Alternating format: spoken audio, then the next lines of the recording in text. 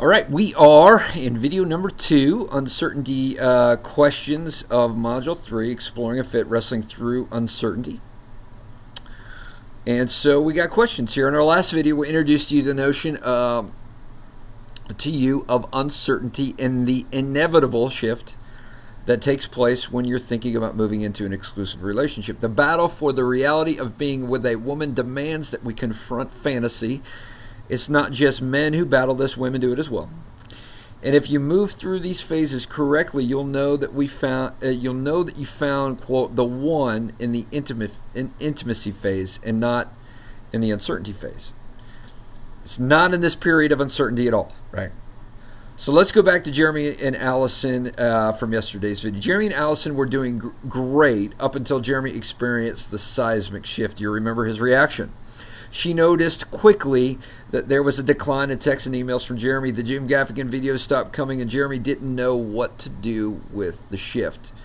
Before we explore some of the questions that Jeremy and Allison are asking, it's important to remember the primary desire behind the questions that both she and he are asking. The primary desire behind what she is asking is that of safety. Generally, women are looking for a lasting, loving relationship driven by trust. When she feels emotionally and physically safe, it's going to lead to your desired outcome. When men, on the other hand, are looking for what it means to be successful, and as I have asked in the previous videos, how can you guarantee success? When you're wrestling through this period of uncertainty, it's generally hard to guarantee success, which is why I'm making this video for you.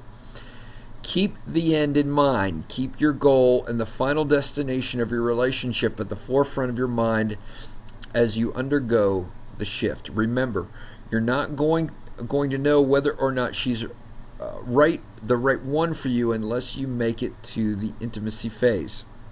So, as you keep in mind her desire for safety and your desire for success, let's start asking the internal questions that Jeremy and Allison are wrestling through. Number 1, questions he is asking during uncertainty. The set of questions that Jeremy is wrestling through are: could I possibly be the right man for her? Could I possibly have what it takes to make her happy? Do I care for her? Which is, it's a good question to ask. Do I want to make her happy? Does her happiness make me happy? Do I miss her when I'm away from her? Since your desire is to be successful, and you know in order to be successful that your power and ability to make her happy might be in question, relax, it's okay, this is normal. We're going to help you wrestle through this phase like a master. Let's look at a set of questions that Allison is wrestling through. Did I do something wrong? Is there someone else? Does he still care? Will he call? Am I doing the right things? Am I doing enough? What can I do to regain his attention, interest, affection, and desire? Right? So, number 3, we need to prevent role reversal. Before I met my wife, I found myself in a role reversal with a few different women that I wasn't interested in. After reflecting on the problem in my past dating experiences, I had 2 issues that I was wrestling through. Like Jeremy, I didn't give the relationship much of a chance because when I encountered the shift, I would pull away as Jeremy did and not do the small things to find enjoyment in bringing her happiness. And the other problem I dealt with was that I didn't want to hurt anyone, right? So I would let the relationship fade without officially ending the relationship. Listen, if it's over, just end it.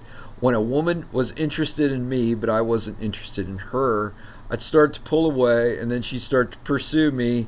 This is where it reverses, which was even more of a turnoff. For me, when a woman starts pursuing me this way, it's just really not fun. Finally, I grew some thick skin, and I did the best thing for her. I let her know I wasn't interested romantically. Right? Okay, so number 3, sex and physical adjustment. It's completely natural that both men and women have sex drives. Sex drives are healthy and necessary. And as I shared before, my goal is to help you have the most amazing relationship and sex possible. But it's going to require that you make some adjustments. Let me just remind you of who you are. You are a better man. The nice guy is the friend zone is friend zone because she perceives him to have little confidence, no social appeal, and probably not confident at all. The bad guy is out to take, and usually he will need to work through a level of resentment or pain that has led him to this place. And then there are the better men. Research suggests that many of you find yourself in this category.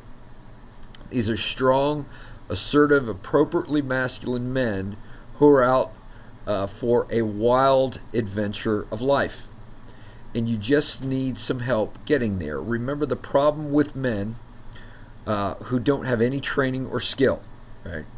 A man's internal guide without training or skill is this one simple premise: speed and volume.